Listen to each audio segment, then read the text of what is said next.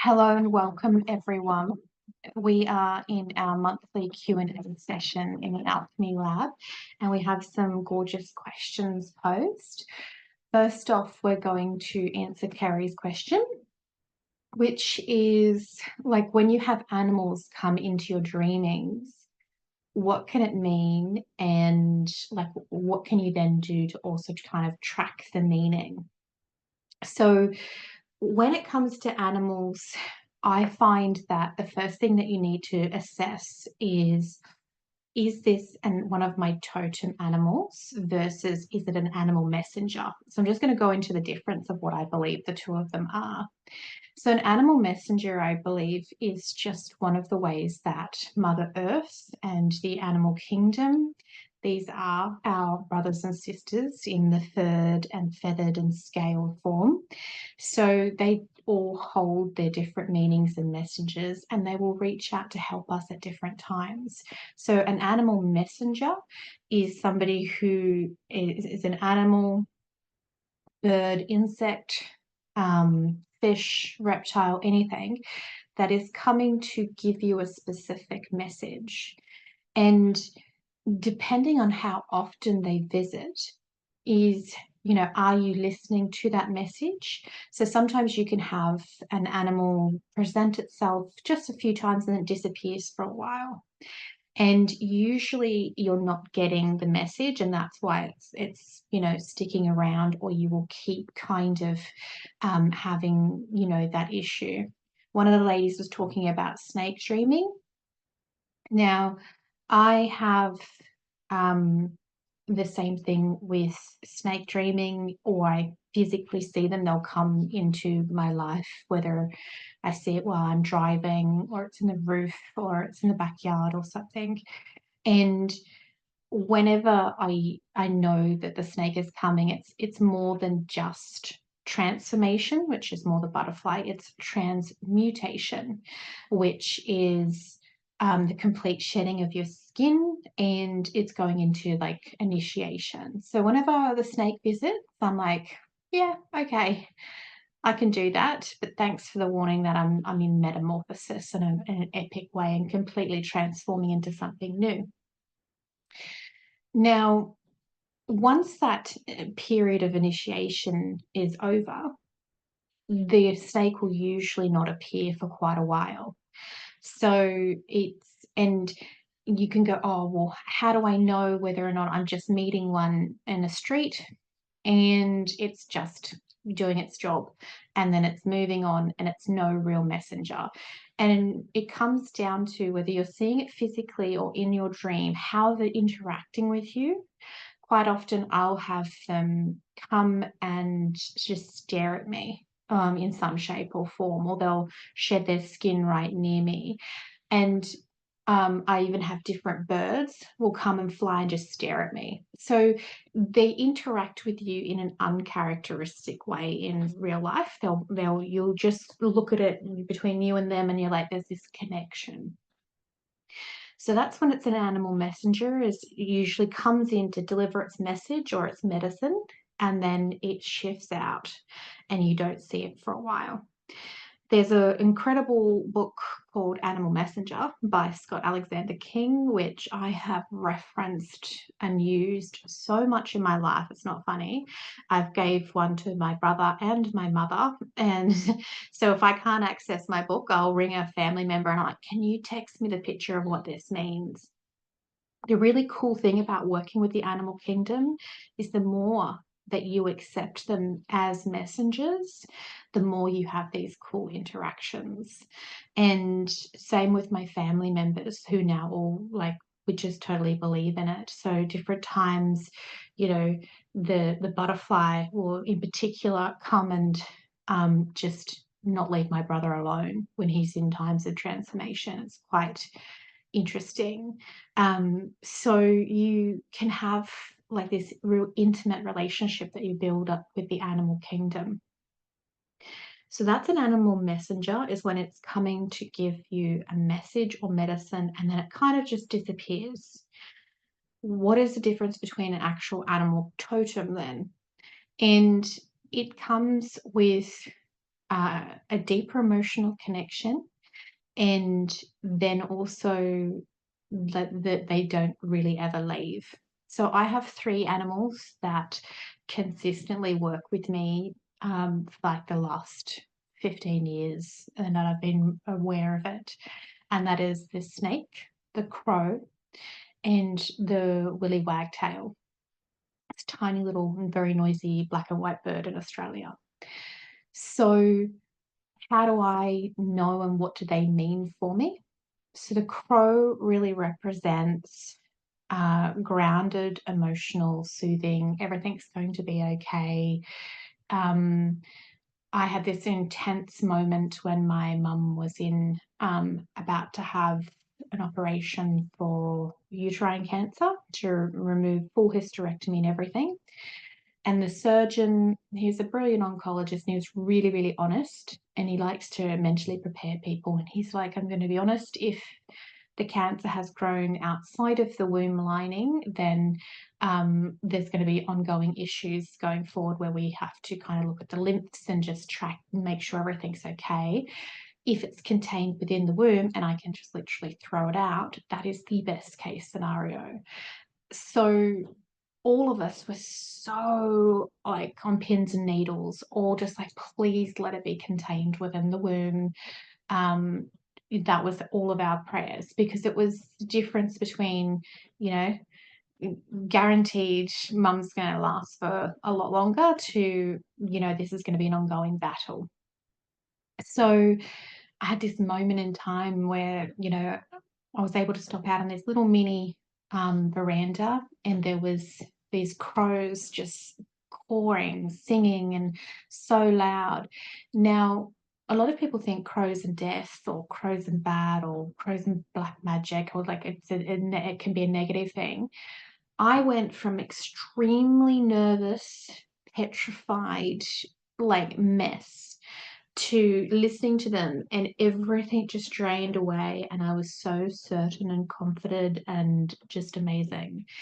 And this has happened multiple times, like beyond what is like possible. Another time I had to get to a loved one who was going through a lot of trouble when I had to have a 4-hour drive, and I am not being dramatic.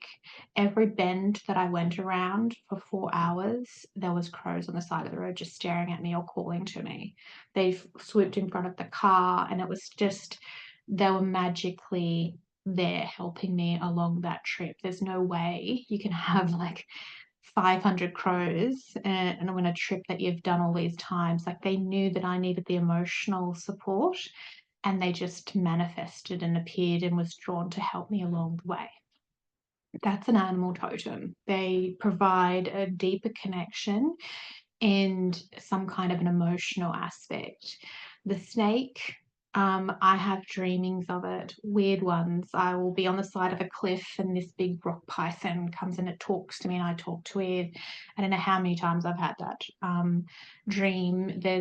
I've been bitten by snakes. I've been hugged by snakes. I've like so many different things in my dreamscape with them, and it's a consistency over the years. So not only do I see them in physical time and it's like, okay, initiation time, I'll have that dreaming. So when it comes to understanding what is the difference between an animal messenger and an animal totem, is just that long-term soul companion, soul medicine relationship that develops. And some people can just go, I know that the wolf is one of my animal totems. They just know it in their bones and go forth and have a really special relationship. But then there's other people like myself who need consistent interactions. And like, say, the willy wagtail, it comes and lands in front of my car and I have to slow down and stop. And in the last 13 years, since I've been aware of it, maybe I say the last 10 years, I'm not being dramatic, at least 300 times I've had to, in all around Australia, I've had to slow down and they flick their tail, almost a little bit of a laugh, and then dodge. So you can't make that up. There's no logical, scientific, or reaction or reason as to why I'm having this special reaction, and you pay attention to the emotion that you have. So for me, I have laughter. Everything's going to be okay. Whimsical. And sometimes they get moving, because in the book, as they're flicking their tail, it's like, get moving, get moving. So sometimes when I'm procrastinating or I'm running late or I'm in danger of running late, the willy wagtail will come and land and rouse. They've got this really distinct, you know, call that's very, almost bossy. And so it can also get me moving if I'm going to be late for something important. So you can develop these intimate, beautiful relationships. Now, what do you do if you have an animal appear that's not normal and it's the first time? So this question was sparked by the gorgeous Kerry, who had a tiger in her dream, came in and got on her lap, and then the other people all around her and the neighbors and stuff were like, wanting to, like, that's not allowed, you can't do that kind of thing. Like, they were opposed to having a tiger on your lap. And so when you have a dream like that, I do a couple of different things. You tap into your intuition and go, okay, what are the characteristics of this animal known for? So characteristics of the tiger is fierce, strong, they're independent, they're lone predators, so they don't go in packs and things like that. So there's a fierce independence to them, and there's also kind of a regal energy to them as well. So on an archetypal level, I really feel like they represent like sovereignty, being fiercely independent, and with the nature and the context of the dream, which is it's on her lap, but then people are kind of like, go, you can't have that.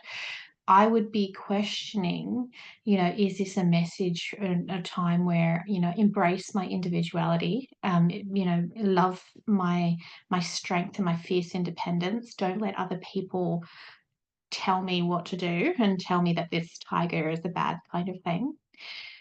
If you're not sure what the characteristics are, or if it's like a weird animal, you can always research. Hop onto the internet and go, I dreamed of a numbat. What does this mean? Like, there's a chance that one of your other brother and sister souls out in the world has also dreamed of a numbat, and someone's wrote about it. You can hop on YouTube, you can look up books. If there's no one else that has dreamed about that thing, that animal, then look at what are the characteristics of this animal. What are they like? You can also really put it out there and say to yourself, I need to know more about this numbat. Can you please show me more information? And where you focus your intention, you manifest. Where pouring your attention, the quantum will answer and magnetize. So if it's important and it's meant to be, and you keep on focusing on it, more information about the numbat will find its way to you. It just always happens. So if you're also having the tiger come back in different ways, Carrie, then sometimes they have different meanings, and you might get one meaning or you might think it's one thing, but they're like, no, you totally missed the point. I'm going to keep coming back in dreams until you get the point. Or they might have multiple points and medicines that they want to share with you. So that's what I would be looking at. I would also keep a dream journal. It doesn't have to be fancy, just get a notebook and be just like, I dreamt of a tiger. This is what happens. This is what I was feeling. This is what I was experiencing. And then, you might build up your own animal messenger diary and references, because this is the other thing that I want people to understand is this is personal connections between Mother Earth and the animal kingdom with you, and you can develop a really intimate connection and what the meanings are. And your experiences can be slightly different. So I've had my experiences of what snake medicine means. You might experience snake medicine as completely different, you know. And with my love of snakes, and as I've gone through, I learn more and more about them in layers and different understandings, which then makes me understand that the messengers are even different. Here's a cool fun fact. Before a snake sheds its skin, it creates this white lubricant underneath the skin. It's kind of like a milk-likey kind of consistency. The more it produces, the easier the shed. So if the snake eats well and hydrates well, it can shed its skin really easy. So what's the archetypal symbolical meaning of this? If you know that you're an initiation, if you eat well, sleep well, hydrate, look after yourself, self-nurture, you're going to initiate into whatever shedding of skin a lot easier than if you don't look after yourself, don't listen to yourself, or in a high stress situation. So, you know, when you see a snake and its skin is all kind of broken up and it's not been able to shed properly, that's because life circumstances has meant that it couldn't have an easy shed. So it couldn't get enough food, or it couldn't drink properly, or whatever, and it's just had and they're more irritated while they're doing it. So even symbolically, like if you're struggling to shed your skin, you're going to be like that irritated snake. It's going to be a little bit more snippy than normal. So these are all really cool fun facts that I learned from a wonderful lady called Jill Zimmerman, and it made me understand snakes and initiation in a whole new light. So as you're building these relationships with the different things that you're dreaming about or having experiences of, then you will you'll just build this beautiful intimate connection, and you'll learn more about them, and it just becomes more and more relevant, and you're like, oh, you just have like all these oh moments. So I hope that helps when you look at, well, why are animals coming into my dreams, and how can I do something about them? And remember, you know, called the Alchemist Lab.